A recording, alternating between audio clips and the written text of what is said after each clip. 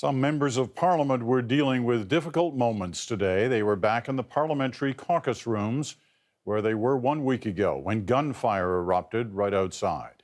As Catherine Cullen tells us, there was talk of determination, depression, and from the Prime Minister, even remorse.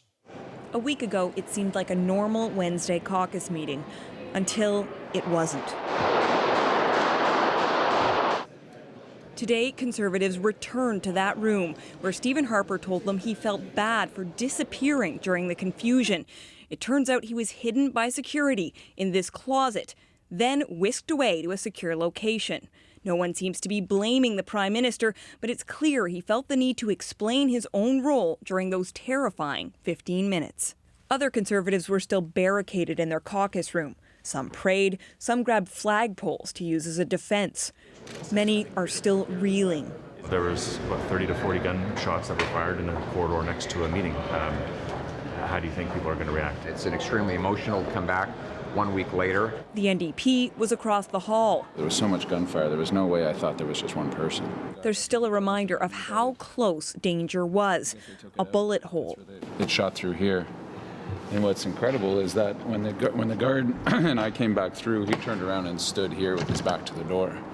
So that bullet would have hit him for sure. Today, MPs thanked Alain Gervais. To see that officer stand there with bullets hitting the door, holding the door together with his arms, willing to give up his life for us, is something I will never, ever forget.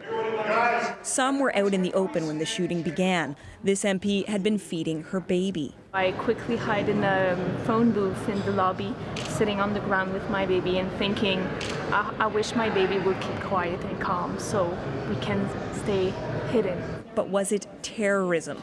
There's no consensus. The fundamental difference between the horrific acts of a profoundly disturbed individual and organized terror. There is, of course, Mr. Speaker, no contradiction to individuals who may have a series of personal, financial, and mental difficulties, and also, Mr. Speaker, be engaged in terrorist and jihadist activities. While the government says it's reviewing its anti-terror laws, today the Justice Minister said the authorities already have what he called robust measures that they can use.